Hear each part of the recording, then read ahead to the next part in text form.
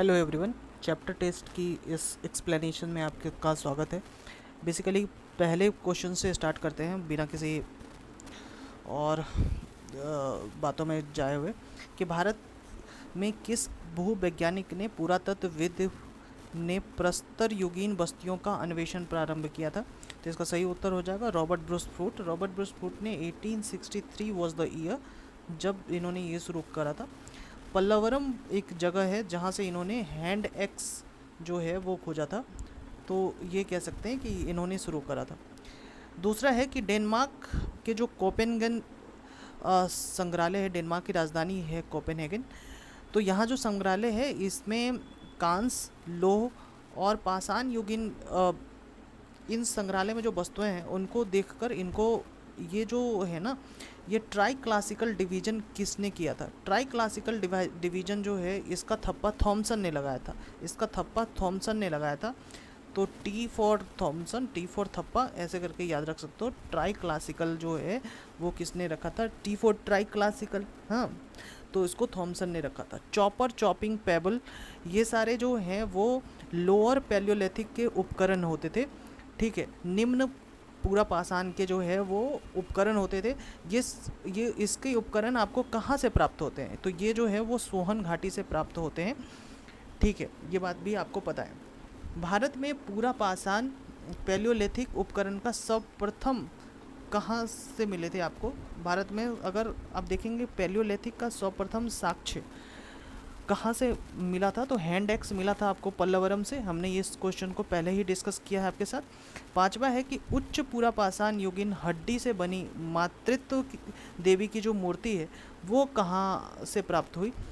तो from where, पांचवा है from where has the born statue of motherhood for upper Palaeolithic जो है वो कहाँ से प्राप्त हुई? तो ये बेलन घाटी से आपको प्राप्त होते हुए दिखती है, इलाहाबाद के पास।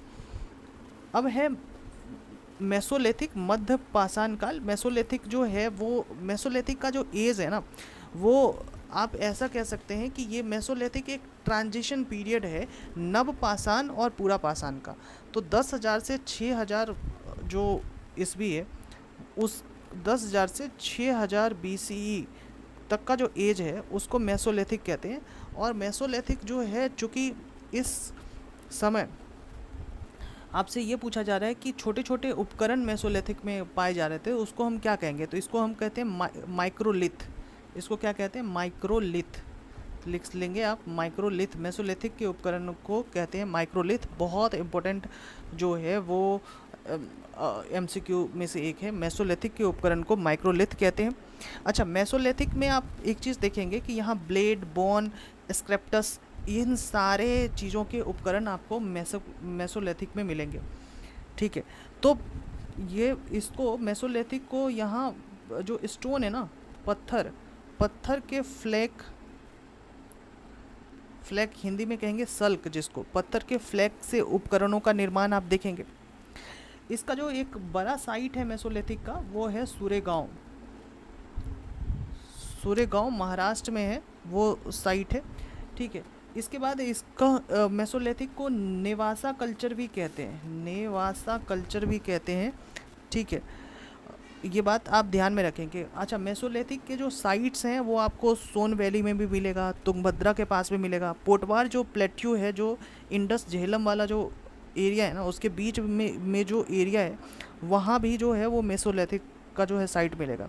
अगर आप पाकिस्तान के पेशावर वाला एरिया चले जाए तो संघाव एक जो केव है वहाँ भी मेसोलिथिक के जो है वो साइट मिलेंगे। लेकिन मेसोलिथिक को मोस्टली अगर आपको याद रखना है तो ये वो समय है मेसोलिथिक में जहाँ उपकरणों में जो है वो चेंजेस आपको नज़र आ रही है कि यहाँ उपकरण जो है चंद्राकार, अर्धचंद्राकार, त्रिभुजाकार, ऐसे उपकरण जो है वो बनने स्टार्ट हो गए हैं मेसोलिथिक में।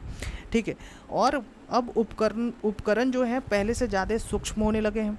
पशुओं की हड्डियों का इस्तेमाल उपकरणों में होने लगा है।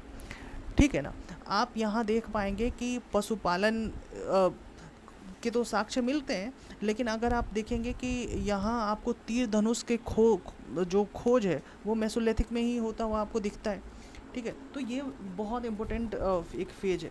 अब है मेसोलिथिक यानी मध्य पाषाण काल में औजारों के आकार और प्रकार कौन कौन थे? मैंने अभी आपको बताया औजारों, चंद्राकार, अर्धचंद्राकार और त्रिभुजमुखी जो है ये सारे आकार होते थे। ठीक है।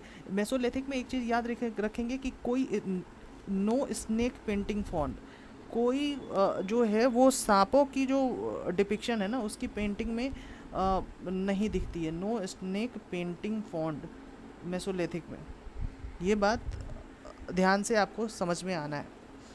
मेसोलिथिक में बहुत सारे लोग कहेंगे कि आग के भी साक्ष्य, आग और पहिए के भी साक्ष्य जो है मेसोलिथिक में मिलते हैं, लेकिन बहुत सारे बुक में जो है आग और पहिए जो है वो न्यूलिथिक में भी लिख कर रखा है। तो मैंने आपको ये बताया, यहाँ कंट्रोवर्सी आपको होगी, लेकिन इसमें ज़्यादातर जो है वो मेसोलिथिक में ही माना जाता है आग और पहिए सबकी खोज, क्योंकि आग के साक्ष्य अलग अलग अलग जगहों से मिलते हैं। इस दौर में आग के साक्ष्य आपको मिले हैं। ठीक है। इसमें सिलवट्टे भी आपको मिले हैं जो मसाला पीसने में काम आता है। यानी कि मेसोलिथिक के अगर जीवन काल को देखें तो एक तरीके से व्यापक इसमें बदलाव आता हुआ आपको दिखेगा। ठीक है, चलिए आगे अगला क्वेश्चन पे आते हैं। मध्य पाषाण काल, ये अब भी हम मेसोलिथिक में ही हैं। मानव के अस्थि पंजर का पहला अवशेष कहाँ मिलता है? यानी कि एक समय ऐसा समझिए कि जो हड्डी है मानव की का हड्डी, या पहले मारने वाला भी साक्ष्य, पहला मर्डर, पहला हत्या, वो कहाँ मिलता है? तो वो सराय नहर राय जो प्रतापगढ़ में है, मदहा में, वो वहाँ मिलता है आपको। पहला जो है वो किस चीज़ का साक्ष्य? पहली हत्या का साक्ष्य। ठीक है, ये बात एकदम से ध्यान करके रखना है। क्लियर है? इसके बाद अगर हम ये भी देखें, दो और जगह हैं वो आपको याद रखना पड़ेगा कि एक है मदहा, आपने समझ लिया, एक है दमदमा। मदहा और दमदमा से जो है मैन प्लस वुमेन के जो है वो मदहा और दमदमा, मैं लिख दे रहा हूँ, मदहा और दमदमा से युगल समाधान मिले हैं, युगल समाधान मिले हैं, ये भी ध्यान में आप रखेंगे। ठीक है।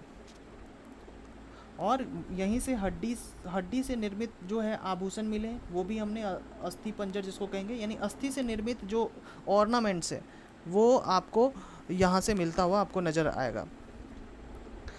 और ये 12 सिंह के जो हड्डी हैं उनसे जो है वो बना हुआ आपको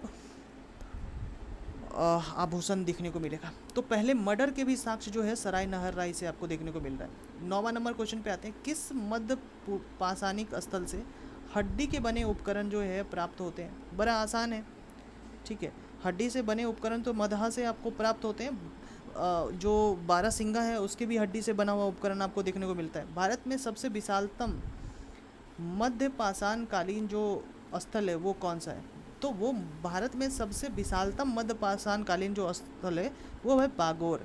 साथियों, आपको बागोर क्यों फेमस है आपको पता है? कि बागोर और आदमगढ़ ये दो जगह है। बागोर और आदमगढ़ ये दो जगह है। एक तो बागोर तो सबसे बड़ा स्थल ही है, लेकिन बागोर प्लस आदमगढ़ ये दो स्थल है जहाँ से आपको प्राचीनतम पशुपालन के साक्ष्य मिले हैं। प्राचीनतम पशुपालन के साक्ष्य अगर कहीं से मिले हैं तो वो यहीं से मिले हैं। भारत में प्राचीनतम कृषि के साक्ष्य कहाँ से मिले? साथियों, भारत में अगर पूछ दे तो आप लहुरा देव मारेंगे, क्योंकि लहुरा देव मेहरगढ़ से भी पुराना है। ठीक है, और मतलब लहुरा देव पहले नंबर पे होता है और दूसरा मेहरगढ़ जो है वो मेहरगढ़ वाला होता है, क्योंकि मेहरगढ़ का लगभग 7000 ईस्वी से जो है वो स्टार्ट होता है। तो ये बात ध्यान में रखना है। तो भारत में लहुरा देव से जो है पहला आपको कृषि के साक्ष्य आपको मिलते हुए नजर आएंगे। ठीक है, तो प्राचीनतम कृषि के साक्ष्य अगर आप देखें तो बलूचिस्तान के मेहरगढ़ में भी आपको मिलता है। अगर मेहरगढ़ ऑप्शन, अगर लहुरा देव ऑप्शन में ना रहे तो आपको मेहरगढ़ मानना है। ठीक है। हड़प्पा में सबसे पहले आपको कपास की खेती अगर कहीं आपसे पूछ दे कि सबसे पहले कहाँ आपको देखने को मिलती है, तो आप कहेंगे हड़प्पा में ही देखने को मिलेगा, क्योंकि ये जो लहुरा देव है ना, ये उत्तर प्रदेश में अगर संत कबीर नगर आप जाएंगे तो वहाँ ये लहुरा देव है। प्राचीनतम साक्ष्य यहाँ आपको कृषि के दिखेंगे। वहीं अगर आपसे कोई पूछ दे कि कोलडीबा से क्या प्राचीनतम साक्ष्य मिले हैं? तो कोल्डिबा है यूपी में, इलाहाबाद के निकट है कोल्डिबा, तो वहाँ से चावल के साक्ष्य मिले। मध्य प्रदेश में अगर आप महागरा जाएं तो महागरा से जो है वो बोन टूल्स मिलते हैं, राइस हस्क मिलते हैं, ठीक है। तो ये सारी चीज़ें आपको पता होनी चाहिए। बिहार में आइए तो बिहार में भी 2-3 स्थल है, जैसे बिहार में स्थल है चिरांद और चेचर, आप देखेंगे बहुत पढ़ेंगे चिरांद और चेचर। तो चिरांद जो जगह है ना, वहाँ से बहुत सारे हड्डी के उपकरण मिले हैं। 1 किलोमीटर लंबा हड्डियों का टीला आपको दिखेगा, ठीक है। तो बिहार में एक और जगह है सेनवार, सेनवार जहाँ से चना और मूंग की खेती का जो है पहला साक्ष्य आपको देखने को मिलता है बिहार में, ठीक है। असम में अगर आप चले जाएं तो असम के एक जगह है दौजेली हेडिंग, ठीक है। वहाँ से चाइना में पाए जाने वाली जो पत्थर है जेडाइट, उनके साक्ष्य आपको मिलते हैं। तो इससे कहा जा सकता है कि हमारा जो कहीं ना कहीं कनेक्शन चाइना से भी था। तो असम में अगर हम कहें कि असम में आपको क्या मिलता है, जेडाइट। असम का क्या जगह है, दौजाली हेडिंग, दौजली हेडिंग, और यहाँ से क्या मिलता है, जेडाइट। और जेडाइट मिलने से आपको क्या पता चलता है कि ये जो है ना, ये स्पेशल पत्थर है जो चाइना में मिलता है। तो हमारा कनेक्शन कहीं ना कहीं चाइना से था, ठीक है। एक जगह है, अगर आप इसी में देखें, अगर आप लिख सके तो आप लिखिए, एक जगह है बुद्धिहाल। बुद्धिहाल में सार्वजनिक भोज के साक्ष्य मिलते हैं। सार्वजनिक भोज के साक्ष्य जो है आपको बुद्धिहाल में देखने को मिलते हैं। ये भी बात आप याद रख सकते हैं, ठीक है। हमने आपको पहले भी बताया कि पिकली हल और पलवरम से जो है वो राख के टीले आपको देखे, एस माउंट्स आपको देखने को मिलते हैं। एक जगह है ब्रह्मगिरी, अगर आप लिखना चाहें तो आप लिख सकते हैं, एक जगह है ब्रह्मगिरी। ब्रह्मगिरी से जो है वो रागी के कृषि का साक्ष्य मिलता है, रागी के कृषि का साक्ष्य ब्रह्मगिरी से मिलता है। ये भी बात आप ध्यान में रख लीजिए, ठीक है। क्लियर है आपको? आगे आते हैं। नवपाषाण स्थल में बुर्ज होम की जो खुदाई डी टेरा और पीटरसन ने की, इसलिए मैंने क्वेश्चन को इस तरीके से ही फ्रेम किया कि बुर्ज होम की खुदाई किसने करी थी, डी टेरा और पीटरसन ने। आपसे ये पूछा जा रहा है कि वो कौन सा वर्ष है जिसमें ये इसकी खुदाई हुई थी। ये थोड़ा सा हार्ड क्वेश्चन हो जाएगा आपके लिए, कौन सा वर्ष था, लेकिन इसको याद रखना बहुत इंपॉर्टेंट है क्योंकि क्वेश्चन एक बार पूछा जा चुका है एग्जाम में। 1935 वो जो समय था जब बुर्ज होम को खोजा गया था। साथियों, ये जो बुर्ज होम है, यहाँ आपको इससे जो फेमस क्वेश्चन बुर्ज होम से पूछा जाता है वो ये कि यहाँ मानव और कुत्ता को साथ दफनाने के साक्ष्य इनको मिले हैं। पिट ड्वेलिंग मिला है बुर्ज होम में, ठीक है। आपसे ये पूछा जाता है कि एक बात बताइए कि और पिट ड्वेलिंग की अगर आप बात आ जाए ना, तो गुफ कराल भी एक कश्मीर में ही जगह है। बुर्ज होम और गुफ कराल दोनों कश्मीर में ही है। पिट ड्वेलिंग जो है वहाँ मिलता है। बड़ी संख्या में हड्डी के उपकरण भी मिलते हैं वहाँ। भारतीय उपमहाद्वीप में पालतू भैंस के, अगर ऐसा क्वेश्चन पूछे भारतीय उपमहाद्वीप में पालतू भैंस के पहले साक्ष्य कहाँ से मिलते हैं, तो वो मेहरगढ़ से मिलता है पालतू भैंस का साक्ष्य, ठीक है। किस नवपाषाण स्थल से मानव कंकाल के साथ कुत्ते के कंकाल को जो है एक साथ दफनाने के साक्ष्य, ये तो रिपीटेड हो गया क्वेश्चन। अभी हमने आपको बताया मानव प्लस कुत्ता कौन होगा, बुर्ज होम, कश्मीर। चलिए आइए 15वां नंबर है कि भारत में नवपाषाण काल का मुख्य स्थल कौन सा है। दक्षिण भारत में नवपाषाण काल का मुख्य स्थल है बेलारी, जो कर्नाटक में है। वो सबसे प्रमुख स्थल है, आपको देखने को मिलेगा। ये दक्षिण भारत का है, बात ध्यान से। किस नवपाषाण कालीन पुरा स्थल से राख के टीले, फिर ये भी रिपीटेड हो गए क्योंकि ये क्वेश्चन मैंने आपको बता दिया है। राख के टीले कहाँ से,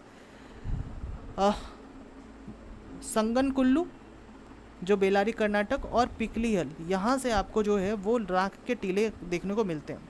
अब आते हैं उच्च पाषाण काल को किस अलग नाम से जानते हैं। साथियों, उच्च पाषाण काल को मेंडेलियन संस्कृति और ब्लेड संस्कृति के नाम से भी जानते हैं। ये अपने आप में मोस्ट बीबीआई क्वेश्चन हो सकता है, प्रोबेबल क्वेश्चन हो सकता है जो आपके एग्जाम में पूछा जा सकता है। जो हैंडमेड आप उपकरण बना रहे थे, उसकी निर्माण विधि को, उसके बनाने की विधि को क्या कहते हैं? तो उसके बनाने की विधि को जो है बाईफेशियल कहते हैं। क्या कहते हैं? बाईफेशियल। क्योंकि दोनों तरफ से आप उसको उसकी धार को मजबूत कर रहे होते हैं। किस संस्कृति में मृतकों के घर के भीतर गड्ढा खोदकर दफनाया जाता है? साथियों, कौन सी संस्कृति है जिसमें मृतकों को घर के अंदर गड्ढा खोदकर दफनाया जाता है? तो ये जो है ना, वो आहार संस्कृति में गड्ढा खोदकर जो है वो दफनाया जाता है। गार्डन चाइल्ड ने किस धातु को जनतांत्रिक धातु कहा था? ये भी मोस्ट वीवीआई क्वेश्चन में से एक है।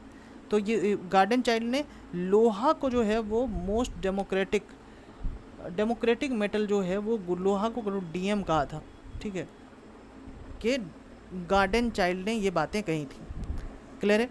तो हमने क्या किया है कि स्टोन एज के जो क्वेश्चन हो सकते हैं मोस्ट प्रोबेबल, उस क्वेश्चंस को हमने आपके साथ जो है डिस्कस किया है। साथ ही साथ कुछ कॉन्सेप्ट्स जो ये कॉन्सेप्ट और ये एमसीक्यू, इसके अलावा आपको एक्स्ट्रा अगर करनी है तो कोई मॉक्स लगाइए, आपको और कहीं पढ़ने की आवश्यकता नहीं है।